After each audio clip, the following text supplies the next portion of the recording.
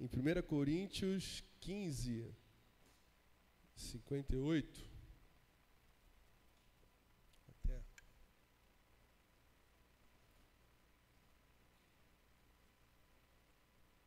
Primeira Coríntios 15, 58.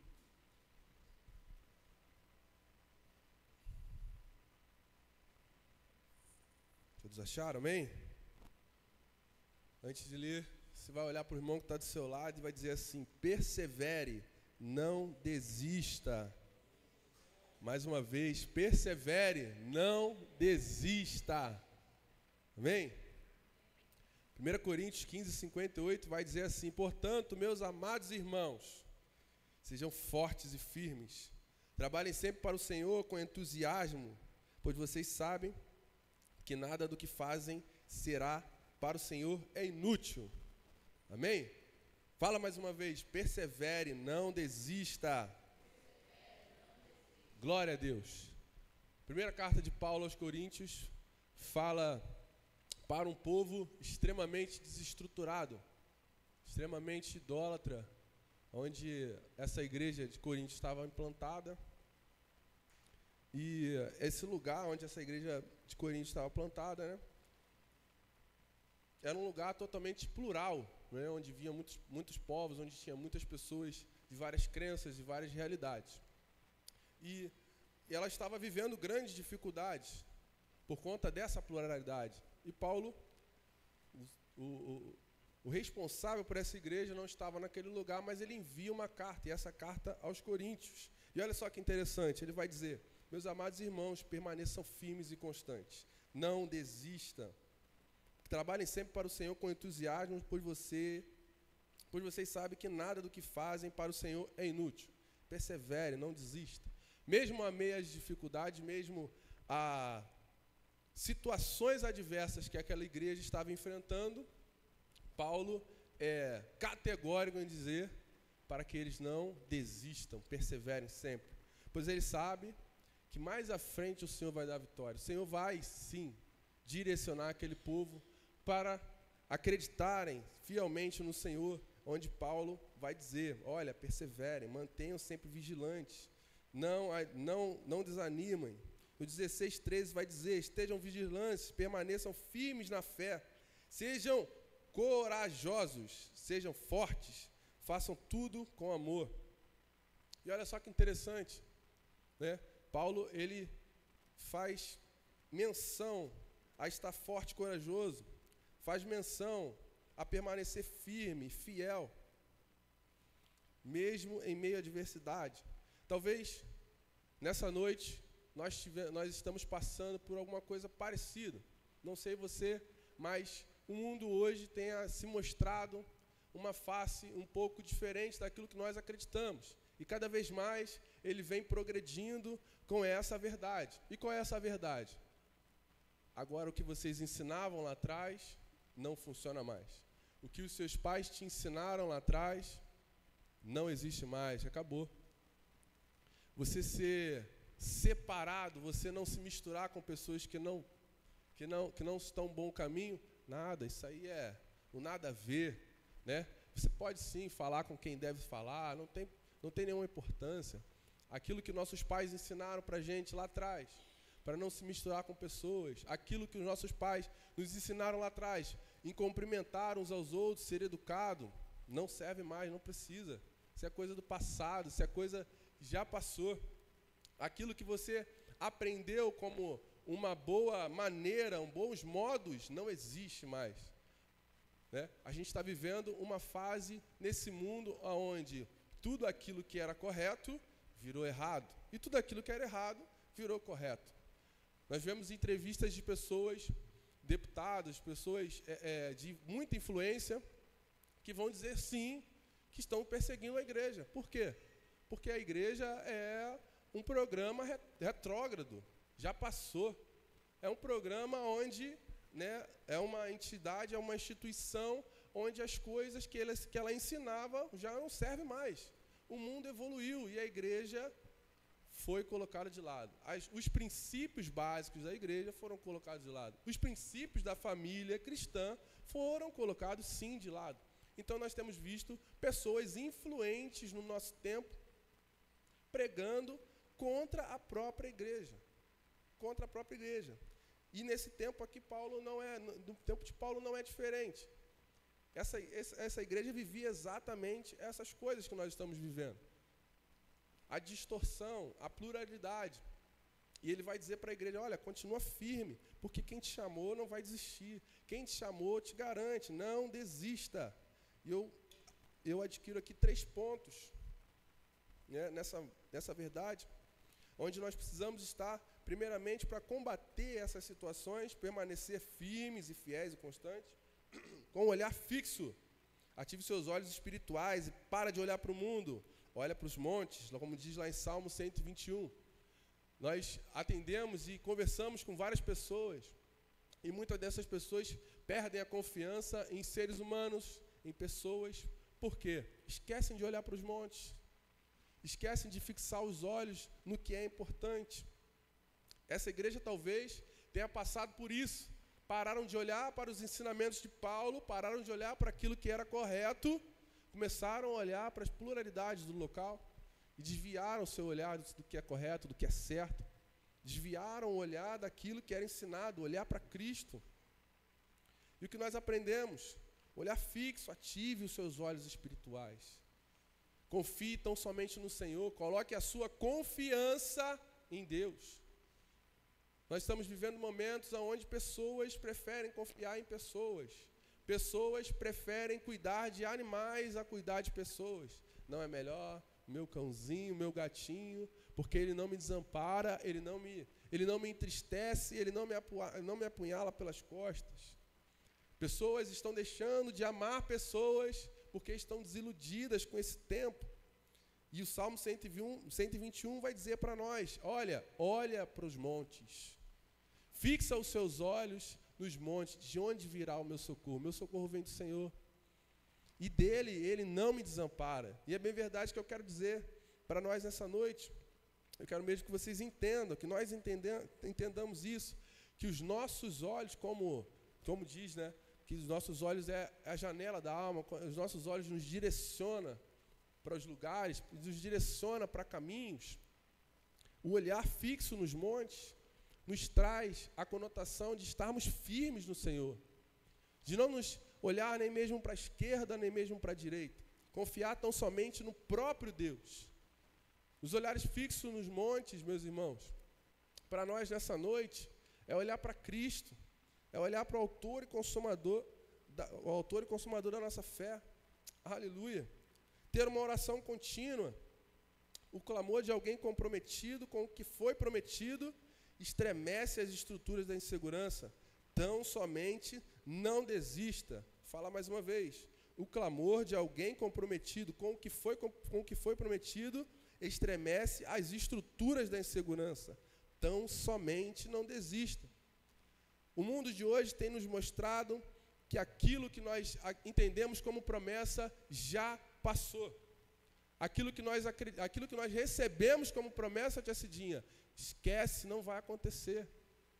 Aquilo que nós recebemos lá atrás, eu e minha casa serviremos ao Senhor, nós vamos ter uma família aos pés do Senhor, nós vamos ter sim uma vida próspera, o seu casamento vai dar certo, vamos reconstruir aquilo que já foi destruído. Isso já passou. E não, o salmista nos convida novamente a olhar para os montes e entender que aquele que persiste e aquele que persevera chega até o final. Aleluia! E recebe aquilo que foi prometido. Então, não somente persista, não desiste. A sua oração, ela vai determinar como você vai chegar no final. Se você permanece em oração, meu irmão, não tem capeta, não tem inimigo que vai conseguir te parar. A tua oração, ela sim, uma arma preciosa. Não deixe que ninguém te desanime com palavras vexatórias, com palavras desanimadoras. Não deixe que o inimigo coloque palavras ou pessoas na sua frente para dizer que você não vai conseguir. A sua resposta é a oração, é o joelho no chão. É onde você coloca as suas certezas e as suas, até mesmo as suas inseguranças aos pés do Senhor e diz assim: olha, eu não sei como vai ser, eu não sei o que vai acontecer, mas os meus olhos estão fixos nos montes. Aleluia. A minha fé permanece inabalável. O meu rosto continua sorrindo, como alguém que já recebeu essa promessa e já vive como se tivesse acontecido. Aleluia. Por mais que as situações sejam adversas, o nosso coração entende que em Deus nós somos muito mais que vencedores. As circunstâncias podem dizer que não, o juiz pode dizer que não, a sua casa está desordenada, pode dizer que não, mas olha, fixe os seus olhos nos montes, é de lá que vem o socorro. Talvez você esteja se fiando em alguém, ou em pessoas, ou em causas. É bem verdade que nós, como igreja, nós conversamos com muitas pessoas. Nós viemos até o pastor, preciso conversar contigo. Meu líder, olha, preciso conversar com você. Está acontecendo isso, isso e aquilo. E o seu líder te aconselha. É verdade, Gugu? Teu líder te aconselha, seu pastor conversa contigo. E é maravilhoso, isso é importante. Nós estamos aqui para isso. Mas eu tenho certeza que meu pastor, ele já fez isso comigo. E ele já fez isso contigo também. Quando ele não sabe do que fazer, o que ele fala? Vamos orar? É ou não é, pastor? Já falou isso várias vezes. Pastor, preciso resolver, precisamos fazer isso aqui, meu filho. Eu não sei, vamos orar. Vamos ajoelhar. Vamos colocar os nossos joelhos no chão. Vamos olhar para os montes. Vamos trocar a visão. Talvez você está vendo como alguém racional. Vamos levar para o espiritual. Vamos olhar para os montes. Vamos ativar os nossos olhares espirituais. Nessa noite eu quero te convidar a trocar os seus olhos carnais, trocar os seus olhos em coisas, em pessoas e fixar os seus olhos no Senhor.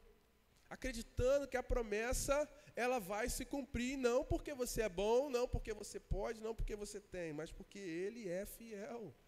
Aleluia!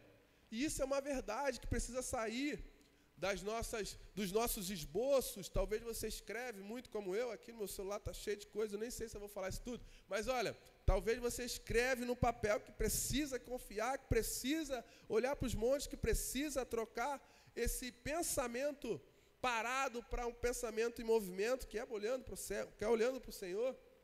E talvez hoje o Senhor está te convidando a mudar o seu modus operandi, em parar um pouco de escrever, parar um pouco de se preocupar com as coisas naturais e olhar para o Senhor. Troca talvez o seu jeito, talvez o que você faz. Não, as contas, eu vou colocar ali, vou fazer isso, vou fazer aquilo. Talvez o Senhor está pedindo para você nessa noite, mude seu jeito, volte a orar como você orava. Volte a fixar os seus olhos no Senhor. Volte a entender que aquele que começou a boa obra é fiel para cumprir. Aleluia. Viva pelo que está escrito e não por vista. Lá em 2 Coríntios 5:7 vai dizer assim: nós vivemos pela fé, não pelo que vemos. Nós temos diversos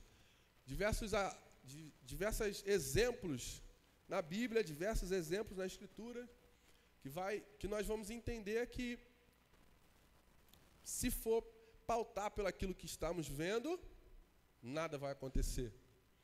Aquela mulher do fluxo de sangue, ela passava por dificuldades e ela com certeza chegou a parar e falar assim: cara, olha, esquece, acabou. O dinheiro acabou, os recursos acabaram, os médicos já disseram que não tem jeito, não tem mais grana, não tem mais solução. Mas existia um homem passando naquele lugar, aleluia. E ela entendeu que somente ela se debruçasse aos pés do Senhor. O texto vai dizer que ela rompe a multidão ao ponto de não conseguir nem mesmo tocar em Jesus. Ela não consegue tocar na parte de cima, porque com certeza a multidão amultuava o próprio Cristo. E o que ela faz? Ela muda, olha só, ela muda a estratégia. Aleluia. Ela dá um golpe de karatê em alguém, ela dá um mata-leão nos discípulos, não. Ela se debruça, ela se ajoelha, ela se joga. E com um ato de fé, ela encosta apenas na franja das vestes do Senhor e ela é curada instantaneamente. A gente apresentou aqui na fé, coitado, na peça, a Gabi, coitada, caiu várias vezes, né, Gabi? Meu irmão, foi extraordinário. A gente ensaiando aqui, Gabi, não precisa se jogar, mas ela queria fazer, queria como se fosse no dia, né? Que ela se jogava, coitada, saiu com os joelhos machucados, mas eu tenho certeza que esse é um movimento de fé, é aquilo que nós precisamos trazer para as nossas vidas. Mesmo entendendo que as coisas pareçam dificultosas porque nós mesmos colocamos limites, os nossos olhos nos fazem desistir muitas das vezes, desanimar. Os nossos olhos muitas das vezes nos fazem esmorecer. Amém? Vamos abrir as nossas Bíblias mais uma vez em 2 Crônicas 5, 11.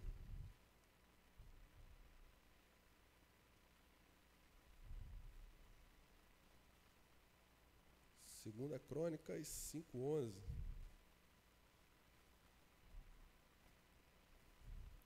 O texto vai te falar um pouco sobre Asaf. Quem foi Asaf? Asaf, ele era um homem de confiança, era alguém, pode-se dizer que um levita da casa do Senhor. Ele serve tanto Davi quanto o seu filho, né, posteriormente. E olha só o que o texto vai dizer. Então, os sacerdotes saíram do lugar santo, todos eles haviam se purificado, estivessem ou não de serviço naquele dia. E os levitas, que eram músicos, Asaf, Emã, Jedutum, e todos os seus filhos e parentes, vestiam roupas de linha de fino, e estavam de pé do lado leste do altar, tocando símbolos, liras e harpas. 120 sacerdotes tocando trombetas os acompanhavam. Os que tocavam trombetas e os cantores, em uníssono, louvaram e agradeceram ao Senhor, acompanhados de trombetas e símbolos. E outros instrumentos levaram as vozes ao Senhor com essas palavras: Ele é bom, seu amor dura para sempre. Nesse momento, uma densa nuvem encheu o templo do Senhor. Com isso, os sacerdotes não puderam dar continuidade ao serviço, pois a presença gloriosa do Senhor encheu o templo de Deus. E olha só o que eu quero trazer para os irmãos nessa noite, não só para os irmãos, mas para mim, fazendo esboço dessa palavra, como eu fui afetado, como eu apanhei dessa palavra. Asaf, ele era um músico, ele era um instrumentista, ele era um levita da casa do Senhor. E olha a instrumentalidade não só de Asaf, mas dos seus, mas eu quero atentar aqui em Asaf. Eles adoraram ao Senhor e eu trago à minha memória uma frase que o pastor Diego me disse uma vez e eu nunca mais esqueci. Ele disse assim: filho, olha, quando a glória de Deus vem, nós somos achatados, nós somos prensados, como se estivesse tirando azeite, né? Naquele momento, prensando ali a azeitona e trazendo o azeite à tona. Quando a glória de Deus vem, nós fomos achatados. E isso aconteceu nesse lugar. Asaf, Emã, Jedutum e os outros filhos, eles estavam verdadeiramente vestidos, apropriadamente, eles se consagraram, se limparam, foram ungidos e começaram a louvar o Senhor. Ele é bom, seu amor dura para sempre. Ele é bom, seu amor dura para sempre. Em um dado momento, nessa adoração, uma nuvem densa enche a casa do Senhor.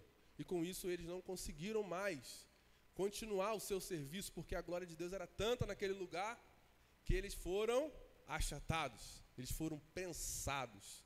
E olha só que interessante, Salomão estava ali prestes a inaugurar o seu templo, e isso acontece, a glória de Deus vem, e o nosso velho Asaf está ali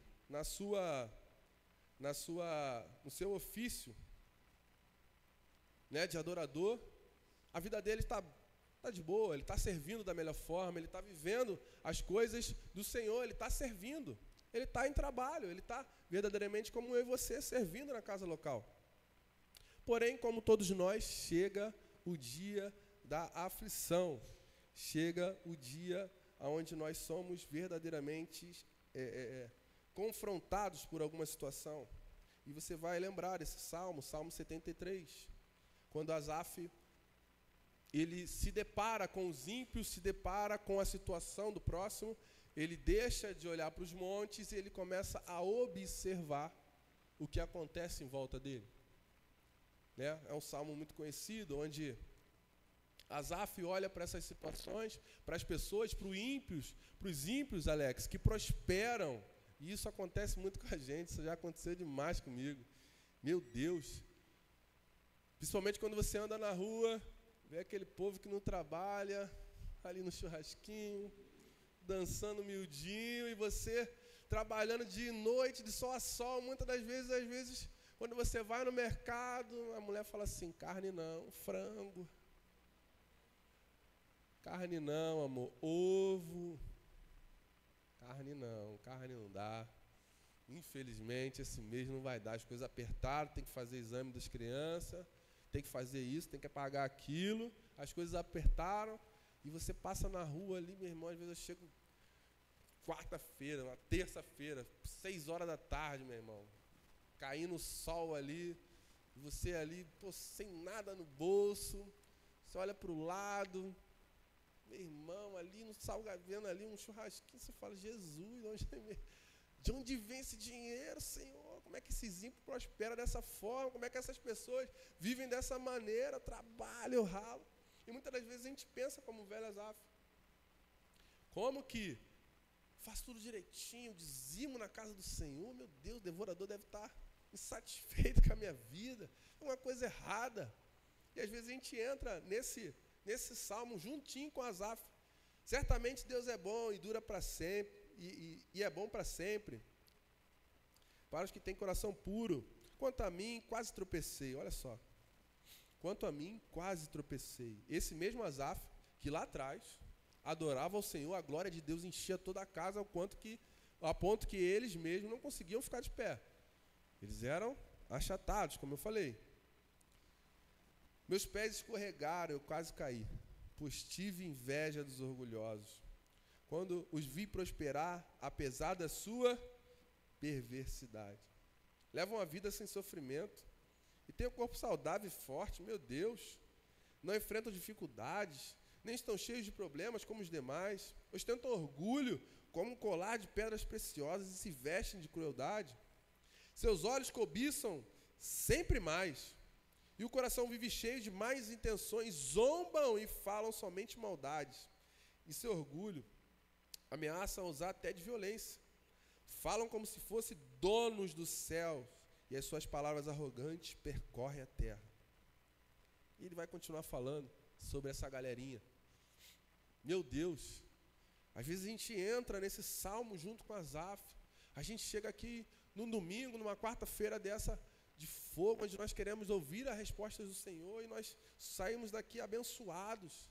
Mas às vezes a gente encontra numa quinta-feira uma adversidade, algo que nos faz voltar para trás e desanimar, nos entristecer, porque nós somos falhos, nós somos seres humanos. E às vezes a gente não entende por que você está uma semana inteira vivendo um devocional forte, canções maravilhosas. Você vem aqui para a igreja, você se derrama aos pés do Senhor, mas na segunda-feira passa alguma coisinha na sua frente, meu Deus, te tira da graça, como as pessoas falam. Tem um amigo lá no trabalho que ele fala, não tira da graça não. Fala, se te tirar da graça vai dar ruim. Aí como assim? Saiu da graça, é desgraçado. Você quer ser? Não, rapaz, tá doido, tá repreendido. Faz sinal da cruz e tudo. O povo lá é meio... Né, Gui? O pessoal lá é meio... A gente está lá pregando o evangelho também naquele lugar, em nome de Jesus. Já temos um amigo que veio aqui, hoje ele está servindo lá na Divec, vai se batizar. Graças a Deus eu tenho uma pedrinha, ele não gosta de me gabar não, mas eu tenho uma pedrinha ali, a gente fala do Senhor para ele, e hoje, graças a Deus, ele está caminhando, graças a Deus por isso. E às vezes a gente se encontra nesse salmo. A gente busca, a gente bate na porta, a gente se enche, e na segunda-feira acontece isso aqui. A gente para de olhar para os montes, a gente para de crer na promessa, a gente para de entender que o caminho dos perversos já tem um final. E olha o que vai dizer no 17. Isso aqui acho que, talvez não, é uma certeza no meu coração. Para mim isso aqui é uma certeza, é algo que acontece na minha vida. Então entrei no 17, 73, 17. Então entrei no santuário, ó Deus, aleluia. E por fim entendi o destino deles. Tu os puseste no caminho escorregadio e fizeste cair do precipício para a destruição. Aleluia. 17, mais uma vez. Então entrei no santuário, ó Deus. Aleluia. Acho que você não entendeu. Por mais que a gente olhe para essas coisas, por mais que isso nos fira, quando entramos no santuário do Senhor, nós voltamos a olhar para os olhos, levantar os nossos olhos para os montes. E entendemos que o nosso Senhor é quem nos guarda. Que o nosso Senhor é aquele que segura as nossas mãos com mãos fortes. E nos volta de novo para o caminho. Eu costumo dizer, Mara, para algumas pessoas, que eu sou tão apaixonado por esse evangelho. Por quê? Porque ele tem novidade de vida todos os dias. Eis que faço coisas novas. Isso é maravilhoso. Por mais que você desanima, por mais que você se entristece, no outro dia o Senhor está lá. Você desviou, né, meu filho? Você saiu do caminho, né? Volta, dá tempo. Eu estou aqui, tenho coisas novas. Tenho experiências novas para você viver. Tenho devocionais ainda mais incríveis para você fazer comigo. Alguns dizem, isso é uma verdade. A Bíblia ela é o único livro ao qual você lê com o autor do lado, né? Então, quando você faz sua devocional, o próprio Deus está pertinho de você. Ele é um Deus de novidade de vida. Pedro, quando você estiver lá na sua célula, ministre isso para os seus amigos. Ele é um Deus que tem novidade. Aleluia. Quando aquela galera foi lá comprar um docinho, fala aqui, ó, toma aqui seu doce. Mas olha, sirva um Deus, aleluia, que tem novidade de vida para você. Ele tem coisas novas. Por mais que nós olhamos para essas coisas, quando nós entramos no santuário do Senhor, e não é somente a casa do Senhor, não é somente a igreja, mas é quando nós voltamos a olhar para os montes. Quando nós voltamos para essa presença, nós saímos do lugar de questionamento e voltamos para o lugar da fé. Aleluia. Aleluia. Eu não sei falar muito o nome desse cara não, mas eu vou tentar. Craig Alan Evans, meu Deus. Ele diz que a fé estimula a oração e a oração fortalece a fé. Se a fé estimula a oração fortalece a fé. Por isso que Asaf vai dizer aqui, olha só que coisa linda. Eu estava até prestando atenção nessas coisas, Senhor. Eu estava até questionando, mas olha, quando eu entrei no teu santuário, quando eu entrei na tua presença, os meus olhos voltaram para o lugar onde eles não deviam ter saído. Aleluia. Eu volto a dizer, como dizia lá atrás, na inauguração do templo, o Senhor é bom, Ele é bom, Ele é bom, Ele é bom. Aleluia. No 28, parte B, vai dizer assim, fiz do Senhor soberano meu refúgio e anunciarei as tuas maravilhas. Volte para o lugar onde você nunca devia ter saído, meu irmão. Talvez essa noite para você veio buscar alguma coisa do Senhor, mas talvez Ele quer uma posição sua. É bem verdade que nós vimos e vemos situações, viemos a lugares como esse, buscando respostas dos céus, buscando uma palavra de conforto para o nosso coração, buscando uma palavra de direção, mas talvez o Senhor nessa noite quer uma posição sua. Talvez Ele está esperando somente uma posição sua, como diz aqui, como diz o Craig Alan Evans.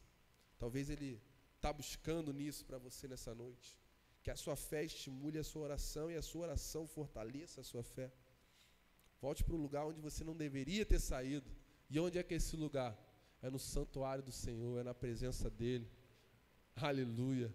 Um devocional diariamente, lendo a palavra do Senhor, colocando ali canções, para que o seu dia seja abençoado, para que o seu dia seja grandioso, para que você possa sentir a presença do Senhor, não só aqui nessa casa, mas onde quer que você esteja. Esses dias eu estava lavando louça.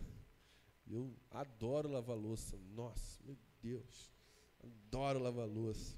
Homens, lavem as louças. Aleluia. Como é bom lavar a louça. Nossa.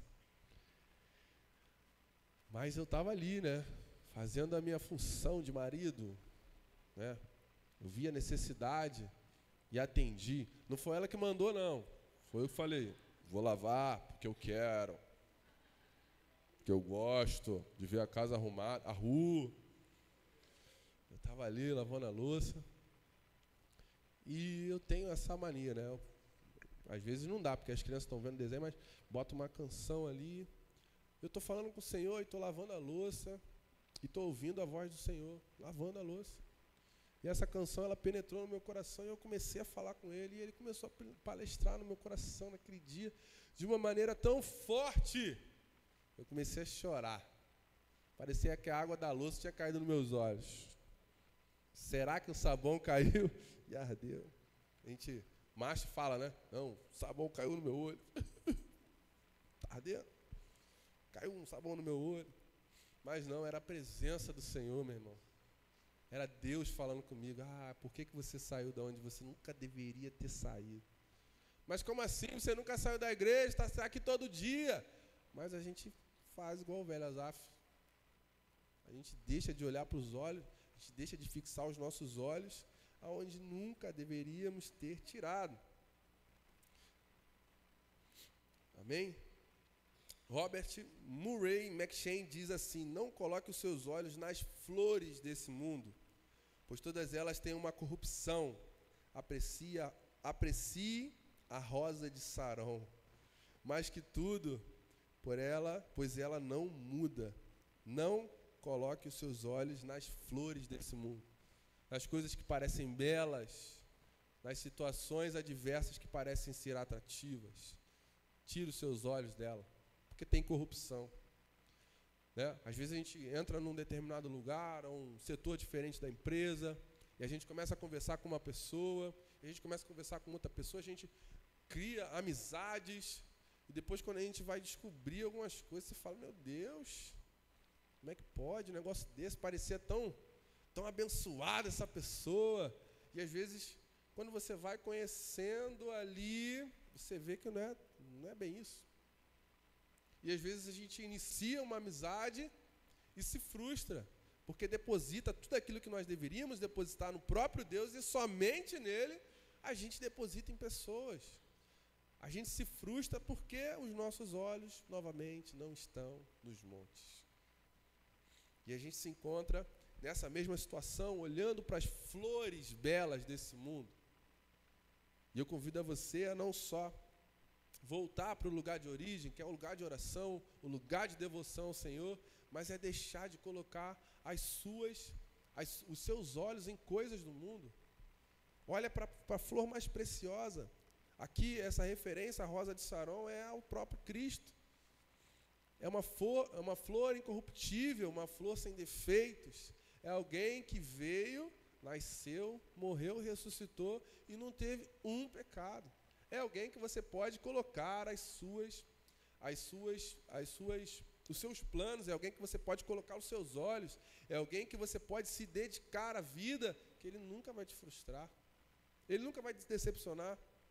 Então olha só o que ele vai dizer: não coloque seu coração nas flores desse mundo, pois todas elas têm uma corrupção. Aprecie a rosa de Sarão, pois ela não muda, ela é perfeita. Salmo 34, 5 vai dizer: os que olham para ele, ou seja, Cristo, próprio Deus, ficarão radiantes no seu rosto. Deles não haverá sombra de decepção.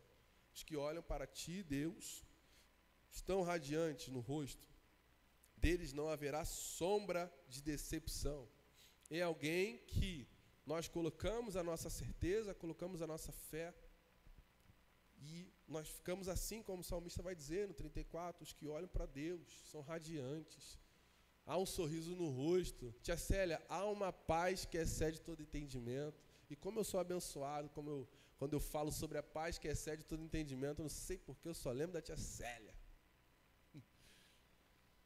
Essa paz que excede todo entendimento só vem de alguém que não deixou de olhar para Cristo. Que apesar das dificuldades, e é o que o homem vai dizer, né, tia Célia? Olha, de hoje você não passa. Essa madrugada, já pode se despedir dos seus pais, da sua mãe aí, porque não tem jeito. Olha aí, tia Célia, ainda mais bonita, né, Caio? Minha avó. Aqui, minha avó. Sua vozinha. Por quê? Porque não deixou de olhar para quem deveria olhar. E vai um questionamento para todos nós. Onde estão os seus olhos? Onde está a sua fé? Onde está a sua perseverança? Onde está ali os seus empenhos, os seus impulsos? Está no Senhor ou nas coisas? Está no Senhor ou nos ídolos? Está no Senhor ou nas pessoas? Minha irmã, os olhos precisam estar no Senhor. Cristo. Talvez a gente retira os olhos, talvez a gente vive outras coisas, mas os olhos não podem sair do Cristo. Talvez você viveu outras coisas, talvez você nunca foi, talvez você é crente recentemente, vamos dizer assim, você é recentemente, você conheceu Cristo agora. Entenda, não deixe de tirar os seus olhos do Senhor, não tire os seus olhos do Senhor, não se frustre por qualquer coisa, por qualquer situação, porque os seus olhos vão estar no Senhor. Evite se apresentar ou se aproximar de pessoas que não estão na mesma sintonia que você.